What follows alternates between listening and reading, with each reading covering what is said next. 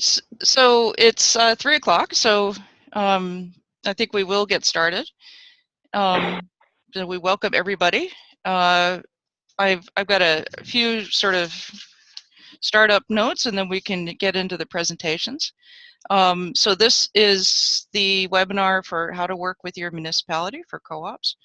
And we want to welcome everybody to the very first session of the Coffee Break with Co-op series, which is our summer series meant to happen about the time when people might be taking a break and they can bring their coffee and learn a little bit about about co-ops.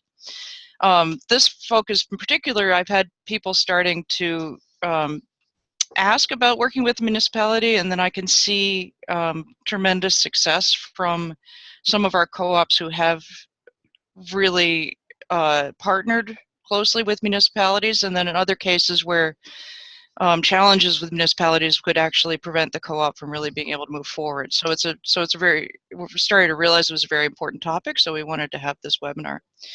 As I said, the webinar is being recorded to share in the member toolbox. The way we want to do it is if you're not speaking, please mute if you can, and we're going to take questions, I think, at the end to go to all three presenters. But if you think of a question as people are speaking, and this applies to the presenters as well as the participants, you please use the chat function, which should be at the bottom of your screen. You can just put it into the chat box.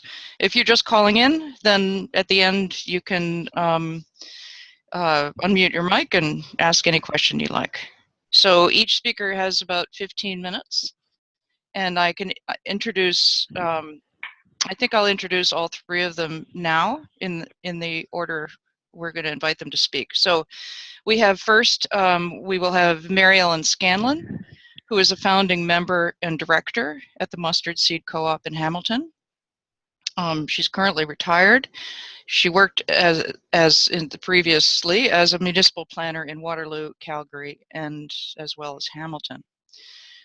Second will be Kelli Ebbs, who is the founder and president of the Muskoka North Good Food Co-op, and she can tell you more about herself as well. I just had a short bio there. And Mary Ferguson is also joining us. She's the founder of Eko Nomos. She has worked throughout Canada, and she's currently a PhD candidate at the University of Guelph with a focus on municipalities and social enterprise development. So the last thing I wanted to mention on the record is that we are very grateful to the FedNor, to the Northern Ontario Heritage Fund Corporation, and Libro Credit Union for their generous support of the local food and farm co-op, which has allowed these webinars to happen. So without more ado, I'd like to hand it over to Mary Ellen to start us off, and I'll give you her.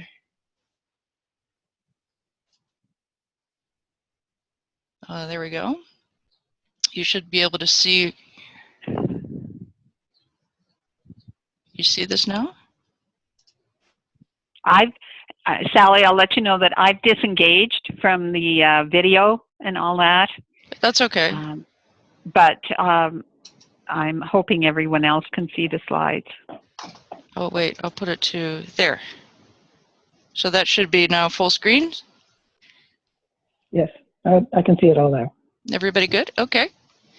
Terrific. All right. So I'm going to sit on this first slide for just a minute and say that my purpose today is to help participants and co-ops who are trying to establish themselves in their communities see their municipalities as an ally, not just as a regulator. So I've underlined the words work with in hopes that it becomes that kind of productive and collaborative relationship over the years. And that's my premise going forward, is to try and promote that kind of relationship. So on the next slide, I've asked the question, what do we mean by municipality? And I wasn't sure who the audience might be.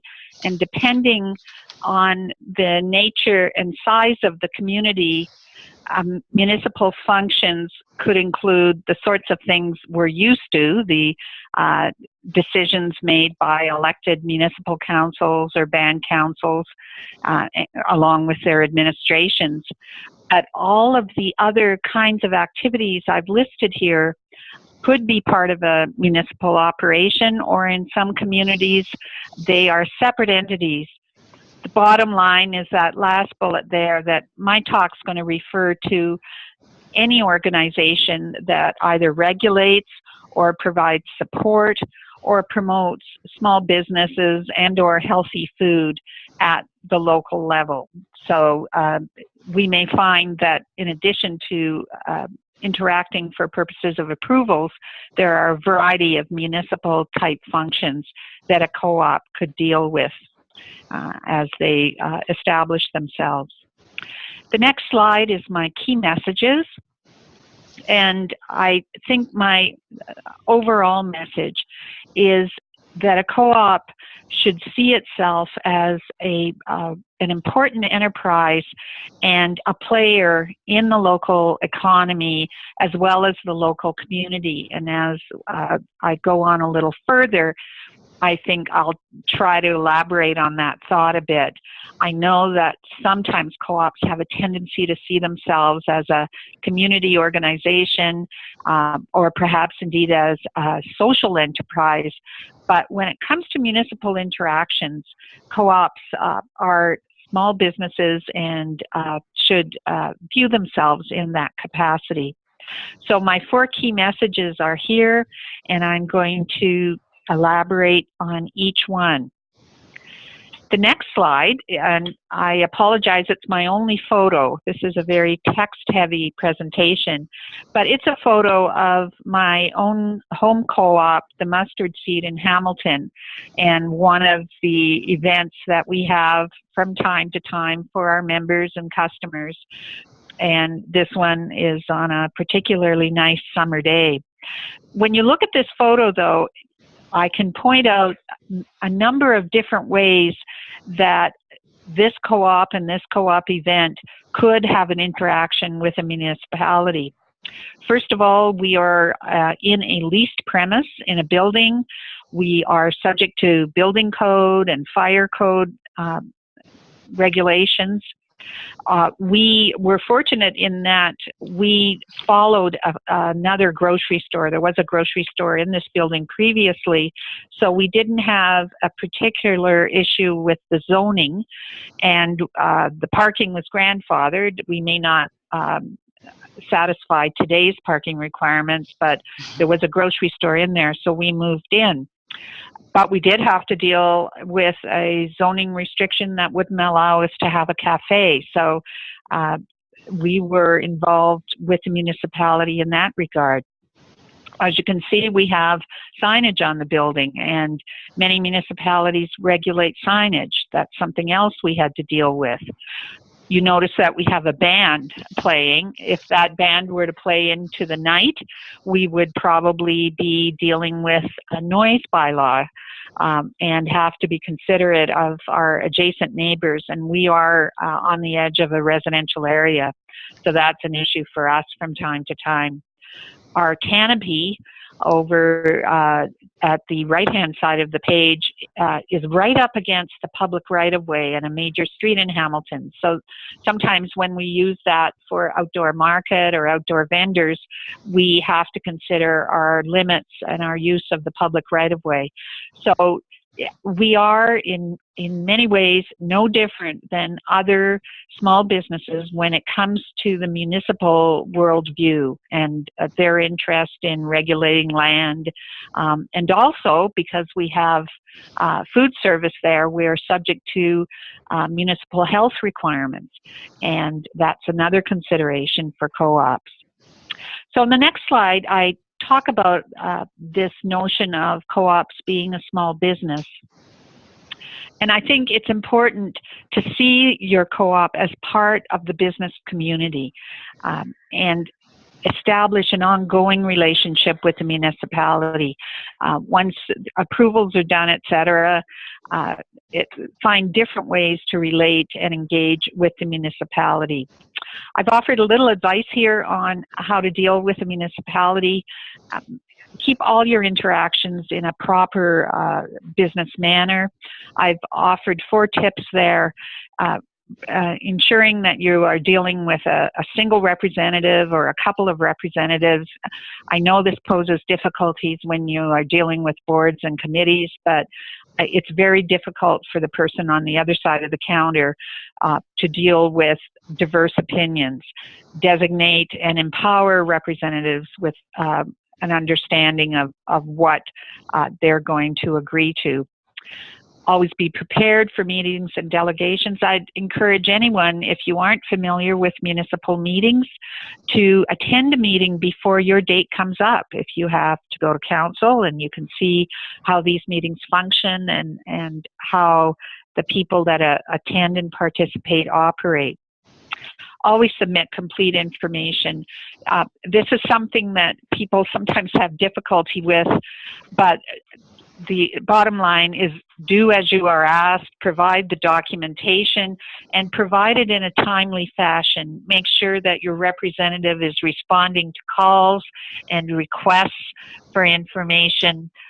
Delays in providing information can cause long delays, especially if there are gaps between municipal meetings, whether they're committees or council. And I encourage all co-ops, if feasible, to be involved in local business networks. Sometimes there are fees involved, but get out there and promote yourself in the community. Make sure that your municipality understands the benefits your co-ops bring, whether it's supporting local farmers, filling a gap on Main Street, promoting healthy eating. Every presentation that you do should emphasize those benefits. Next slide talks about, I think, probably one of the most important things, and that is to deal with the proper sources of information. Go to the municipality if you're trying to get information. And in particular, as I've said at the bottom, do not base important decisions on information provided by realtors, landlords, or other third parties. I've had the experience of dealing with proponents of projects, having them not tell me exactly all the details of the project. That's why I've said share all relevant information.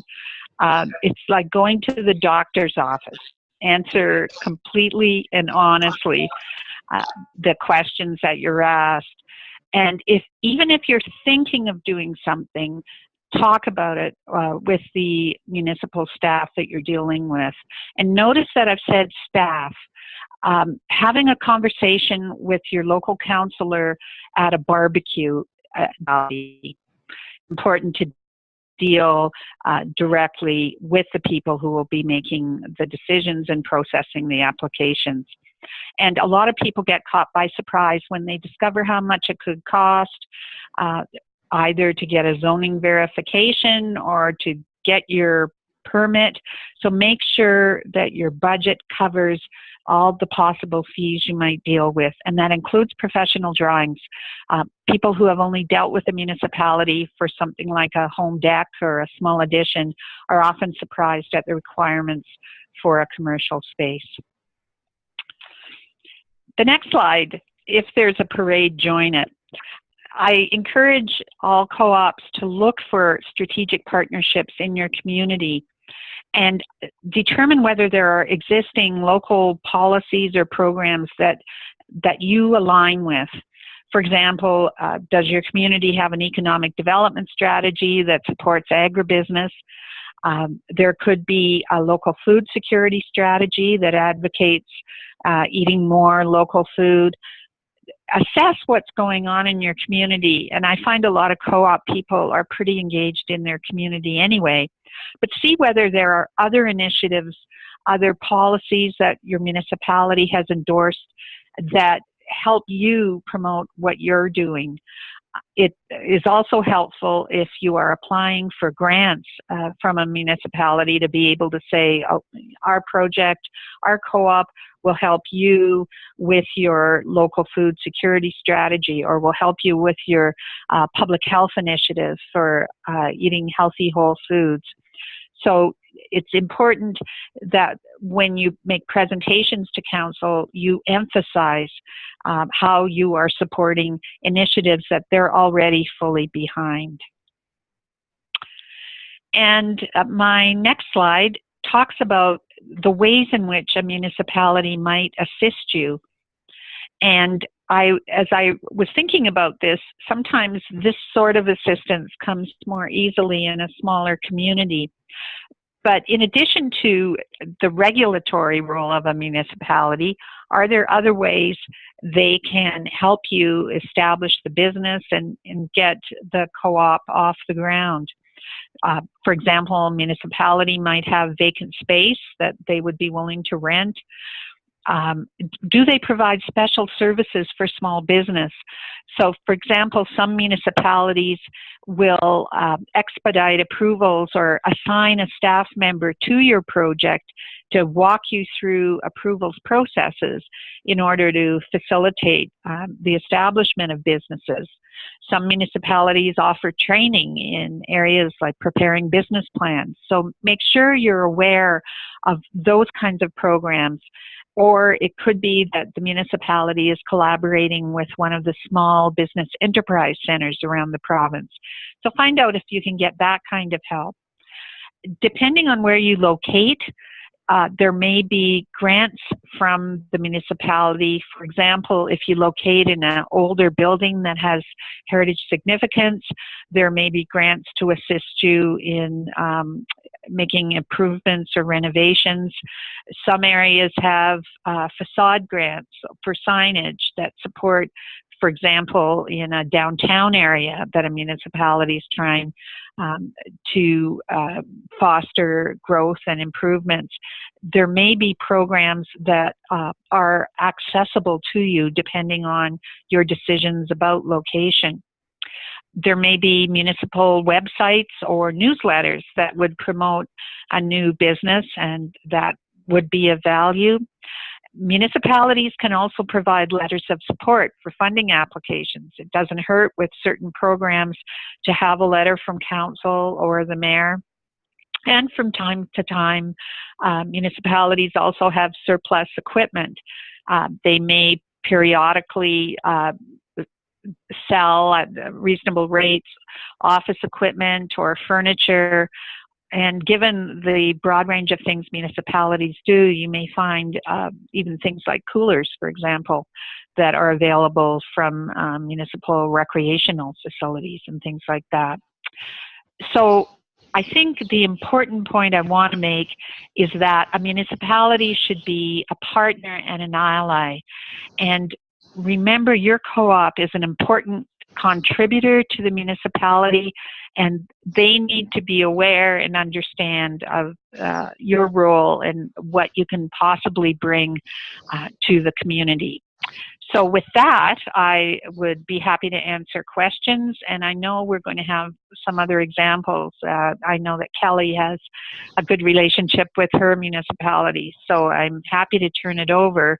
My final slide provides some links to resources, both information about planning and planning approvals. That top one is a good overview of the kinds of things a co-op could encounter as they're trying to establish themselves. And I've provided links to the provincial small business enterprise centers. There may be one in your community. And also a link to OMAFRA, Ontario Ministry of Agricultural, Food and Rural Affairs. They have resources on their site for those who are getting into food businesses, and lots of tips and information to help. So with that, Sally, I'll hand it back to you, and look forward to the other presentations. Thank you, Mary Ellen. That was terrific and exactly on time. Well done. That was very helpful. Thank you. Our next presenter is Kelli Ebbs from Muskoka North Good Food. I'm going to switch to that one.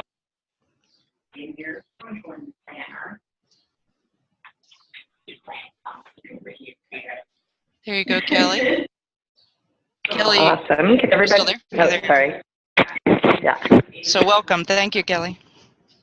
Yeah, thank you so much. Thanks, Mary Ellen. That was amazing. And you couldn't have been more right on about everything you said, that's for sure. So I was actually in the webinar until my computer just died on me. I'm at a hotel down in the United States right now, so I just texted my son to run my plug down to me. So I might be able to be plugged back in a minute. But so yeah, I mean, I think that, you know, to Mary Ellen's point, you know, building relationships with your town at the very onset of building any sort of co-op is very crucial. If we're building cooperatives, we're building things, resources for community, and our community is our municipality. They represent us, and so they're really very, very perfect allies to have. And if you know, in my experience, if you have them on board and have them taking ownership of the co-op in their own way, then it's easier to interact with them as you move along. And I think that the very first recommendation I would ever give is to go into the relationship without expectations that they are going to help fund your project. I think that is, I mean, they do have resources to do different community development projects, but don't go in with that expectation.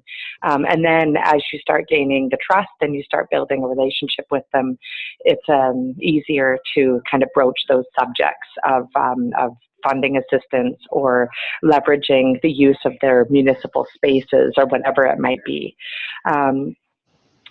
So I guess right from the start, when we decided that there was a great need for a community-owned food co-op in Huntsville, we did a lot of groundwork for about 6 months, and then we decided to launch it to the community to see what the overall reaction was going to be.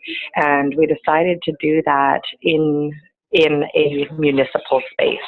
So we booked the Algonquin Theatre, which is run by the town of Huntsville, and we put 400 bums in seats, and several of those bums were actually town councillors, which was amazing. And I think that the reason that we got them in there was because of the fact that we used their space, and so it was something of interest to them. They didn't really know what was going on, but there was a lot of talk going around and a lot of excitement around kind of what was going to be presented. So the first day that we presented it to the town, we had a town council audience, which was incredible.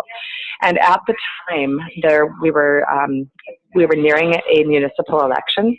So we were basically, there was several people running for the spot of mayor, and they saw that there was a huge uprising of people interested in this co-op, and so they realized that this might be something to get to learn about, become part of, and then kind of advocate it throughout their campaigning. So it was really interesting to hear them speaking about the alignment of the food co-op's values with certain strategic plans within the town and things like that within their own campaigning. And then during one of the Q&As for the mayor, I was able to stand up in front of hundreds of people in the town and ask them about their stance around building local food economies and supporting cooperative enterprises and things like that. And their responses ranged quite a bit, but the mayor or the man that did end up becoming mayor, his response was, well, I can tell you right now, I'm already a member of the food co-op, and if we're ever needing to do intense work on food systems development, you will be the people that I turn to for advice and for as an advisory role on this kind of thing. So it was really interesting that he just kind of put it all in our laps and said, we're the leaders in this conversation. And so it was awesome. So since that time, we have worked we've intertwined quite a bit with our municipality, and we do have a couple of councillors on the town council who are members and are very strong advocates of the co-op, which is so helpful because anytime I want to discuss something, I know who I can go to. I know who my people are, who then take my message forward to meetings and such. One of the counselors is a woman who actually is a professor at Ryerson University, who I assisted with her fourth-year grads at Ryerson to build the Muskoka's food shed report, and this was about 4 years ago. And so a lot of the recommendations built into that report were that in order to build a resilient food system in Muskoka, one of the biggest priorities is to build a community cooperative or some sort of food hub. So her group's own recommendations were to do exactly what our food co-op is doing right now. So she definitely has really latched onto our project.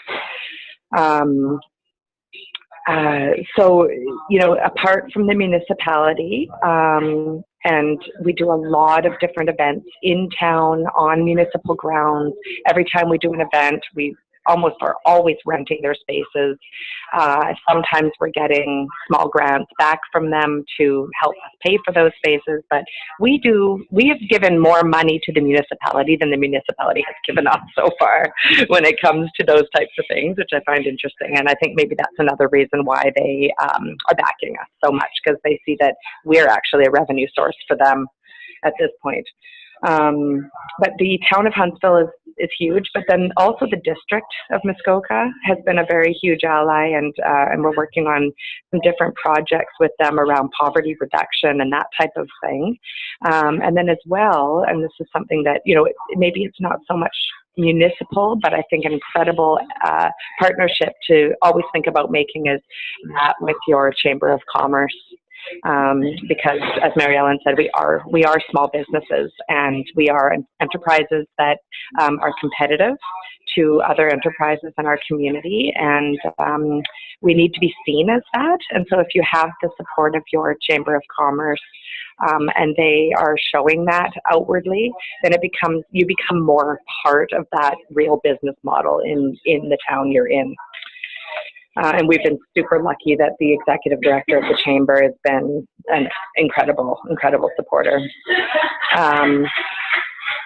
So on the level of a more town collaboration, the town of Huntsville recently approached us about a potential collaborative grant application that we could work on together in order to actually build our commercial production kitchen in our food co-op. So they are looking at it in the perspective of job creation, of scaling up small businesses, allowing farm producers to produce value-added products, which will then increase their sales.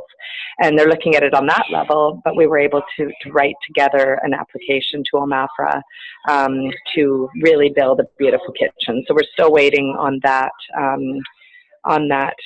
answer, but it's been quite an honor to be working on that with them. And I think that there is a lot of leverage when it comes to writing grant applications with municipalities as your partner. I think that scores you a lot of points. And so if there's ever an opportunity where your town can be part of something like that, if you're going for money, really, I think a great idea as far as your leverage to get the grant. So I will keep you posted on how we succeed with that. We also do very regular check-ins with our town. So I'm not sure if anyone has ever done a deputation to their town council, but often you just need to apply for a time to go and present to the council on your progress. And I never go in with the intention to ask them for anything, and I make that very clear to them as well. But I go in to share our progress, to really stress seeing them coming through our doors would be a fabulous thing, because we don't see enough of them coming through our doors yet. But it's also great because there's lots of media and press there, so we get some free press out of those types of presentations. And often we get some really great questions coming back to us about our goals and our timelines and things like that. And it's an opportunity for the whole town to learn more about us, while keeping the town council happy about our outward gratitude for their support. So we do those every so often. We have just been the recipient of we just had a successful bid application. We just found out about 2 days ago that we are going to be able to take over a small, tiny municipal town space through the next 6 months. We basically proposed that we were going to do kind of a pop-up co-op type shop, which would be used as a cross-marketing tool for our shop in the West End, and that we would be, so we're basically going to have a space situated right on our main street, which is not strategically a great opportunity for us to rent on Main Street because of the cost of the leases. However, it's a great opportunity for us to be on Main Street for 6 months to kind of say, this is who we are, this is where we are, and this is what we're doing. So we could just have a successful bid there, and we'll be kind of starting to move forward with that. And selling food and doing all of those things, but on a tiny scale. It's a building that's maybe about 10 feet by 8 feet. So it's like a very little shed, but it's great. It's a great location. So we were really happy about that. The thing about it is I am seeing a lot of verbiage from the municipality saying how much they love what we do and how they'll do anything to support us except for financial at this point, and all of this kind things that they're saying. However, I'm not totally convinced that is completely all sincere, and I say that all very with a lot of truth, in that politicians like to tell people what they want to hear, and I also don't always see it in responses and different things like that. So, if we're having a major event, how many of them are actually showing up? Very few, so things like that just kind of reflect to me that I'm not sure how much they're really into it, but outwardly to the population, they seem to show that. And I'm just going to keep on doing it until they're all convinced that this is a great project and that they're all coming to do their grocery shopping there every week. And I do think that'll happen as we grow. Beyond that, I think that just, as Mary Ellen says, don't, do as they ask. Don't try and be too pushy with your demands. In working with planning, when you're doing these whole renovations and things like that, or building, we actually have stepped back and hired a project management team to kind of have those conversations with the town, so that we're kind of arm's length from that, but very, very much so trust the people that are in that position to talk for us. And what's really great about that is that project management team that we've hired is another co-op. So it's really, I think, a really positive optic for the town to see that. And besides that, I guess it's just, pushing along and doing what you can do, and find any sort of gap that you can to involve your municipality or your district council to be as involved as they can in your project. Great. I hope That's great. Thank you, Kelly. That's terrific. We appreciate I hope I was showing I was just going through the slides there so you could see some pictures of the wonderful work they've been doing. So I hope I hit the right ones. The one nice thing that there's a few more. Sorry, the one thing that I did leave out, and which was a really positive thing, was we hosted the local food and farm co-op assembly in Huntsville this year, which was just a fabulous event, and we very, very quickly had a response from the mayor that he would love to come and welcome the group into Huntsville. And I think that his words were were really, really refreshing for a lot of people to hear about the support and the fact that, you know, the project, the food cooperative project, is addressing so many issues that are huge priorities for him. And so I think that was it was a really great thing to hear. Yeah, I think that hearing them and the woman from the Chamber of Commerce speak to all the co-ops was one of the things that made me think of this webinar, because it seemed it's powerful, I think, to see them there. So thank you, Kelly. Is that go on to the next one? Whoops. Once I figure out how to do it.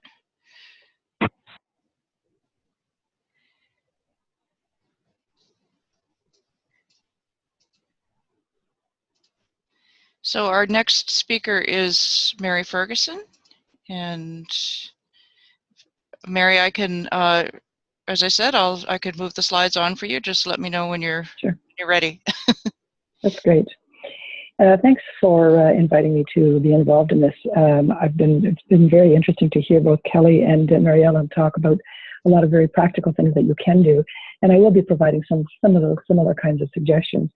But I thought what might be interesting to people was to hear a little bit about the research that I've been doing into the role of municipalities as intermediaries in social enterprise development. So if you could click the next slide, please. This is a bit text heavy, but it won't take long to go through the slides, and I'm certainly open for questions afterwards. I've been in the field actually a very, very long time, and it was, I think it was in the 1980s I worked for the Ontario, what ended up being the ONFCC eventually. So I've been in this field for about 40 years. You're probably wondering why I'm going back to school to do a PhD, but I'm very interested in rural areas, and I'm very interested in social enterprise development, and co-ops fall into that category. You can go to the next slide, please.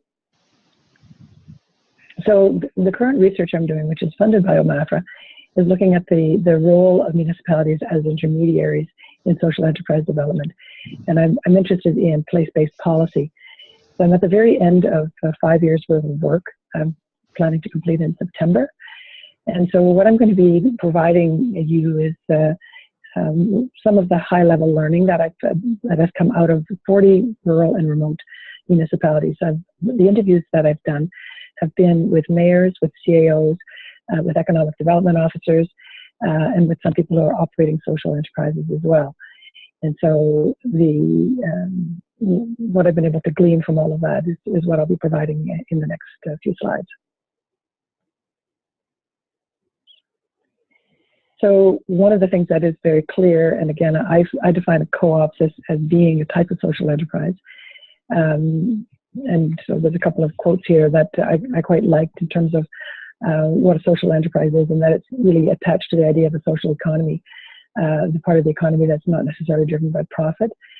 And so social enterprises are organizations that have explicit economic, social, and other environmental objectives involved in various forms of cooperation and solidarity.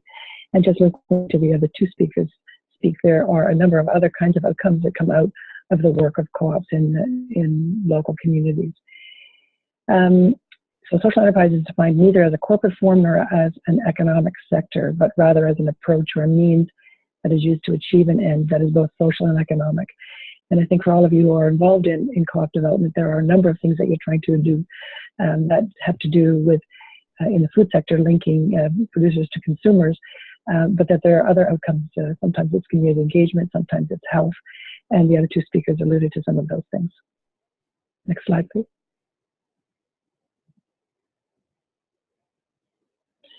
So I'm going to talk a little bit about social enterprise intermediaries. So what I'm looking at is what is it that municipalities are doing where they are being proactive, where they're connecting networks, connecting people and ideas and resources to create the conditions for successful social enterprise development.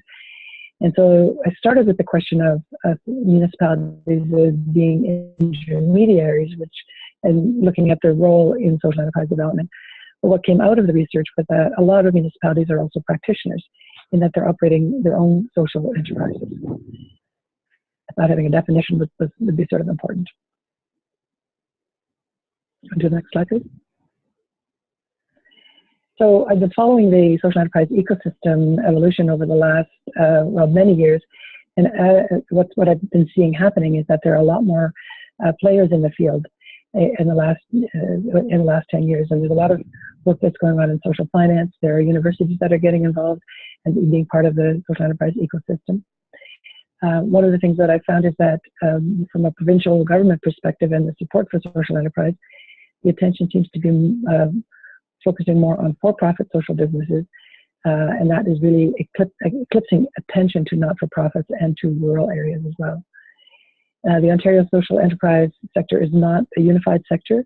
The Ontario Social Economy Roundtable, OSER, is working on that, and they're just in the process of launching a charter that would create the conditions for a social economy in Ontario. Larger systems and cross-regional approaches will really allow more dynamics in network building. I know the co-op sector is pretty well networked already, but I think that there are also things that the co-op sector could learn from other social enterprises that are developing in Ontario. I'm finding that municipalities and school boards are engaged in social enterprises in one way or another, but the role is not well defined or not really well understood. But there's a lot of activity in rural areas that I think is proving to be pretty interesting. Can we go to the next slide, please? So these are just some slides from people that are in rural and remote areas. One of the things that's becoming very clear through the research is that the smaller you are, the less likely you are to be able to access supports from other levels of government. So that with downloading that's been happening, I have a lot of concerns about the viability of rural municipalities. In fact, there are a number of them that are very close to going bankrupt because we have a system that doesn't really support small or rural municipalities, which puts people who are trying to do co-op development at a little bit of a disadvantage because those municipalities are already struggling. Next slide, please. So I can't read my title there. Okay, so rural and remote municipalities are already doing a number of things. And the next three slides are really are comments about that. So they are acting as intermediaries and supporting nonprofit social enterprises in a number of different ways. And I think it was Kelli was talking about the fact that the municipality was offering some municipal space. So municipal land, infrastructure, they do provide grants. A lot of the people I was talking to were talking about the insurance. And so when there's an organization that's just getting started, just being able to access insurance is difficult. So I did see evidence of municipalities actually covering groups at an early stage with insurance. The other thing that municipalities do is they provide access to networks and letters of support for grant applications. And so there are lots of things that municipalities were doing to support the development of nonprofit enterprises. Municipalities are also taking the lead on acquiring and preserving rural infrastructure. So we see municipalities taking on schools, post offices, jails. They're repurposing those, and in some ways they're becoming landlords to community groups and starting to create mini hubs and that really facilitate social and business interaction. So as municipalities acquire these buildings, I think there are opportunities there for co-ops or for groups that are focused on food and food security. Municipalities are also they're starting to enshrine earned revenue in their strategic plans. So when they are trying to operate these schools or these other this infrastructure, they're wanting to make sure that they're not doing that at a loss. Municipalities are developing their own social businesses, and so I mentioned this earlier, is that they're both practitioners and intermediaries. And so in the research I'm doing, I'm trying to draw out what I've been learning about them as practitioners and as intermediaries. Municipalities are all interested in learning. Everybody I spoke to was interested in learning more about social enterprise development and new strategies to maintain and enhance community well-being. So municipal people are interested in supporting the kinds of ideas that create economic change, but that also enhance community well-being. So with co-ops, you have members that are more actively engaged in things, and there are a lot of outcomes with co-ops that I think municipalities would quite favorably look upon. Go to the next slide, please. Municipalities are also, so what I was finding was interesting is that I spoke to mayors, I spoke to councillors, economic development people, and for the most part people said, and I think I agree with this, is that the CAOs of these municipalities actually are the links to almost everybody and everything. So they understand what the staffing requirements are, what the zoning requirements are, and those kinds of things, but they also know other players in the community that are trying to do things. So they are doing those kinds of things, and there was evidence of that in the research I was doing. Municipalities, they are still trying to figure things out. One size doesn't fit. One size solutions don't fit all municipalities. And they all recognize that collaboration and cooperation is required to really make things work. So there was a general sense that that was the kind of thing that they were doing to encourage things happening in their communities. Municipalities are supporting social enterprises in a lot of different ways. I mentioned insurance and space, and in some cases, again, as practitioners, they're owning and operating large-scale social enterprises, some of which are cooperatives. Municipalities, they're all unique, and contextual elements often provide impetus for social enterprise development.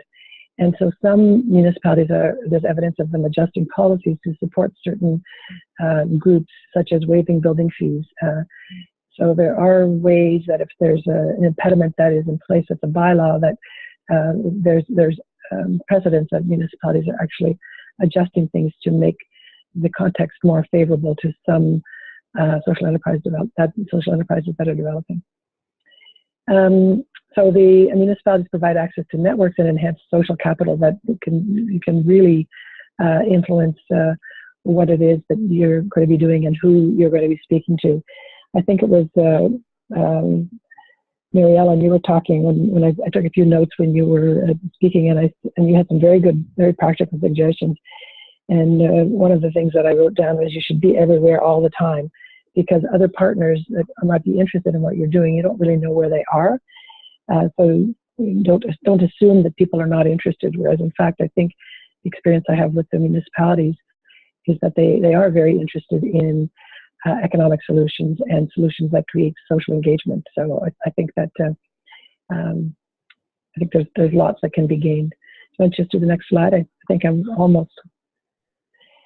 So something as simple as providing a letter of support that adds credibility. So if you're writing a proposal to someone, just to getting the municipality to write a letter of support has made a big difference to a number of the social enterprises that I spoke to. Municipalities also are providing staff time, marketing expertise to local groups. So some groups might be operating festivals or cultural events, and the municipalities are very interested in supporting that kind of thing. I think this is the third time I'm talking about insurance. Almost everybody I talked to talked about insurance. There are grants for community-owned social enterprises. There are lots of evidence of municipalities supporting gardens, environmental education, and in some cases providing grants to co-ops to do those kinds of things. The other thing that's happening in rural is there in a few places, municipalities were assuming assets that were originally private that then got handed over to the municipalities. So there were a few examples of golf courses and other buildings that would come to the municipality. So I think a lot of rural and remote municipalities have space that could be useful to groups, and that could be done could have access to some of those either growing spaces or sales spaces by knowing what the municipality has available. I know the municipality I'm in, they have 3 or 4 buildings that they're trying to figure out what to do with. They still own them. They don't really have a plan for them. And there's a lot more. There are a lot more of those kinds of assets out there that co-ops could take advantage of. I think I spoke about this already. That municipalities are acting as landlords to groups, and in some cases, they're acting as landlords in a way that is very preferential. So they're not necessarily charging full rent. They may not charge rent for the first year. So I see evidence of municipalities supporting co-ops and social enterprises to be able to get off the ground. Go to the next slide, please. I put this in because I think it sort of gives a little bit of a picture of what the system of support looks like. So if you imagine yourself being in that second box from the top, so enterprising rural and northern nonprofits, where you're engaging strategically in social enterprise activities. And so the kinds of outcomes that we see from the work that you're doing through co-ops are jobs. And, you know, talk to any rural municipality and they're very interested in economic development. So there are people that could be working there, looking at economic and business opportunities, somehow being able to enhance and maintain natural assets, cultural and heritage assets as well, quality of life and livelihoods, and volunteerism and community capital. I think especially in the smaller municipalities, there's a sense that a lot of volunteers are getting sort of burnt out. When you looked at the social enterprises that are being developed in rural areas, there's very good evidence that there are a lot of people that are engaged in things, and I think municipal people like to be able to see that.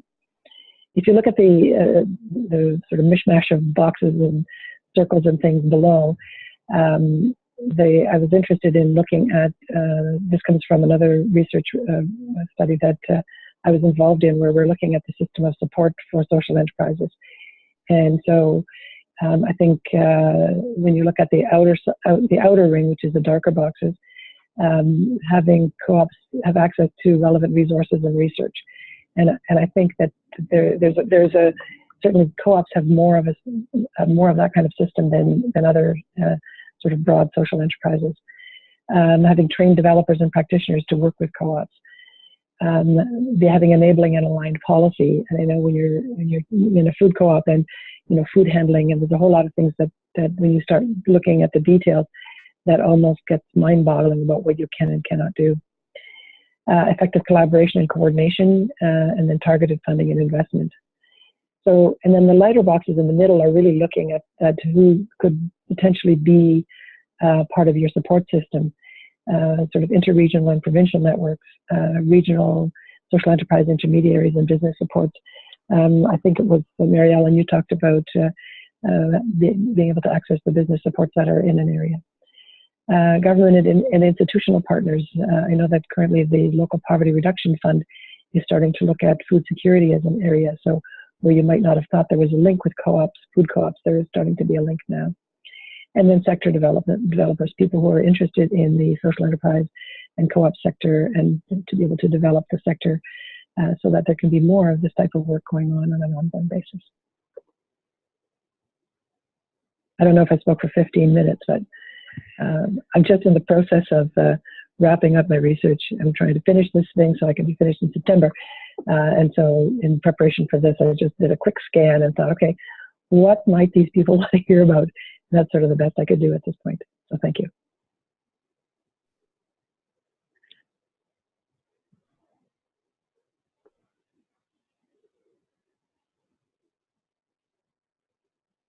Peggy, you're silent, or sorry, Sally, I can't hear you. Sorry, I was on mute. Thank you very much, Mary, and thank you to all our presenters. Kelly actually had to drop off, but if there's questions specific to Muskoka North, Peggy and I might be able to respond to those. But we have a few minutes for questions. Does anybody have any questions they'd like to ask or comments?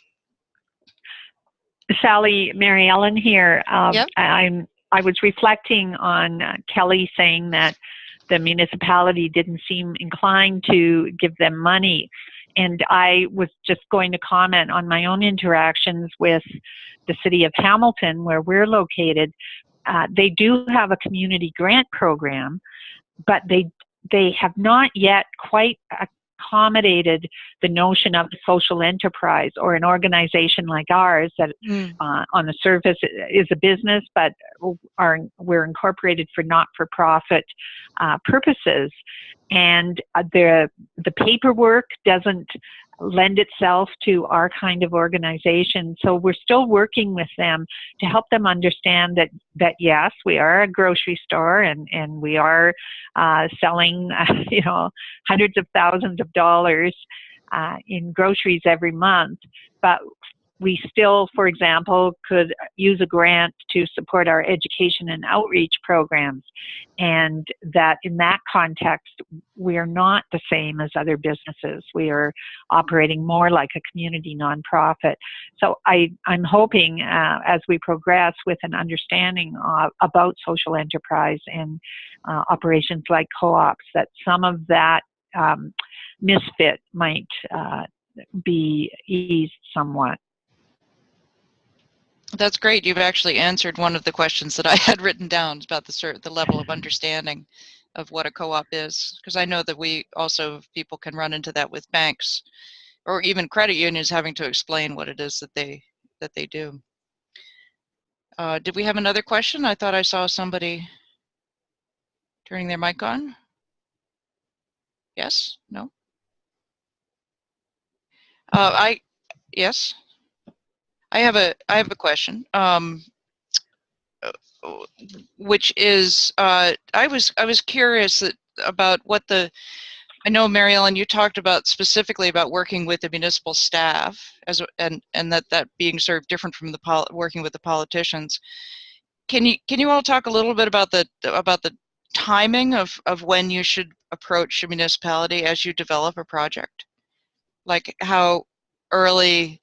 Because it seems to me there might be a stage where you really don't know a lot about what you're doing, where it might not be the moment to talk to people. And then on the other hand, it sounds like Muskoka North engaged the politicians in Huntsville very early on. So if you could speak to the timing. So it's Mary Ellen. Certainly, I don't ever think there's any harm in going in and having a conversation with municipal staff. Of course, they will only formally respond to an application, but to have some sort of preliminary discussion, make sure you have your information correctly, and understand all of the hoops you might have to jump. It never hurts, though, to go in early on. As I said, even if you're not 100% clear on your proposal, there are aspects of it you're still considering. You may find that a preliminary or conceptual discussion will help you work through some of the decisions about that. For example, if you have something in mind and it turns out it will require an amendment to your zoning, a long process with public notification, etc., that can help you make decisions. I'm an advocate of the earlier the better, I think. On the political side, it never hurts to have a counselor, and I think as Kelli illustrated, she's got some champions on council, and that's always a good thing. Yeah. Mary, did you? I think I just wanted to reiterate the point that the CAO is right in the middle of everything and knows the staff requirements, but also understands the politics. And so I think having the CAO as an ally would go a long way, because they would know everything about space. They would, they'd have the whole picture at both levels, both at a political level and at a very specific staffing level and bylaw level. Yeah, I know that when we started West End Food Co-op too, we had some of the local politicians who could do this were the very first purchasers of the community bonds, and we used that to promote to do the whole bond campaign with other people. We had videos from them saying why it was important, and they came to the first big launch. And so it wasn't so much the money as the fact that they could say, look, we've done it. So yes. Yeah, leadership is important. Yeah, that was very helpful. And then I'm going to ask, Peggy actually sent me this question. What do you think is most important in having a positive working relationship with the municipality?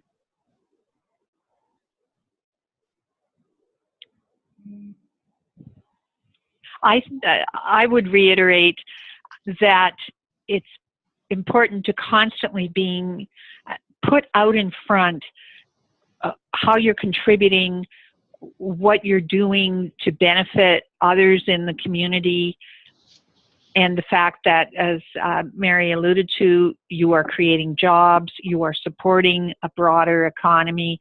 Just keep that messaging out there at every opportunity, because it's irresistible for a politician to hear those words, that we're benefiting the economy, we're creating jobs, and it's important to be consistent and clear at all times. Yeah, I think emphasizing those multiple benefits. I know that in rural areas, as soon as you say it's going to benefit the economy, then people will start paying attention because there's such difficulties in some rural economies. But I think there's that, and then I think being able to build sort of political capital, access to spaces, there's a whole lot of possible opportunities when you engage really well with your municipality. Well, it's great. I didn't know we're just running out of time, but I want to emphasize what you both said. I think it's so important, and it's one of the things from the point of view of the local food and farm co-op network that we're doing is trying to put the business case out there in a clear way that our individual co-ops would be able to use it to go and make the pitch to the communities or to the municipalities or to credit unions, whoever they needed to. So to be able to show the impact on the economy of all the food and farm co-ops that are in our network. So thank you, everybody. Thank you very much. As I said, this is recorded, so it will also be available in the future through our toolbox. And I really appreciate you all coming. Thanks for the opportunity. Enjoy the rest of your day.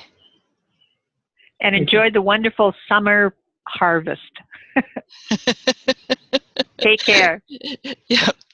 Take care. Bye-bye. Bye, everybody. Bye-bye. Bye.